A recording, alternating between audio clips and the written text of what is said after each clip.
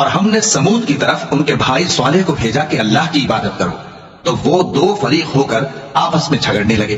صالح نے کہا کہ اے قوم، تم بھلائی سے پہلے برائی کے لیے کیوں جلدی کرتے ہو اور اللہ سے بخشش کیوں نہیں مانگتے تاکہ تم پر رحم کیا جائے؟ وہ کہنے لگے کہ تم اور تمہارے ساتھی ہمارے لیے برا شگون ہیں۔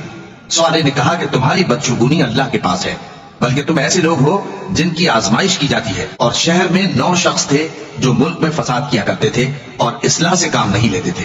کہنے لگے کہ اللہ کی قسم کھاؤ کہ ہم رات کو اس پر اور اس کے گھر والوں پر شخور ماریں گے، پھر اس کے وارثوں سے کہہ دیں گے کہ ہم تو اس کے گھر والوں کے موقع ہلاکت پر تھے ہی نہیں اور ہم سچ کہتی ہیں۔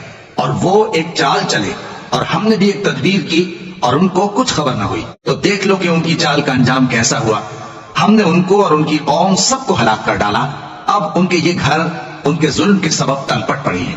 جو لوگ علم رکھتے ہیں ان کے لیے اس میں نشانی ہے، اور جو لوگ ایمان لائے اور ڈرتے تھے ان کو ہم نے نجات دی۔ اور لوط کو یاد کرو جب انہوں نے اپنی قوم سے کہا کہ تم بے حیائی کے کام کیوں کرتے ہو جبکہ تم دیکھتے ہو؟ کیا تم عورتوں کو چھوڑ کر لذت حاصل کرنے کے لیے مردوں کی طرف مائل ہوتے ہو؟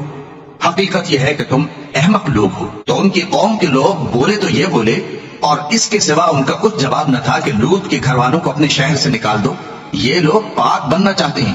تو ہم نے ان کو اور ان کے گھر والوں کو نجات دی، مگر ان کی بیوی کہ اس کی نسبت ہم نے مقرر کر رکھا تھا کہ وہ پیچھے رہنے والوں میں ہوگی۔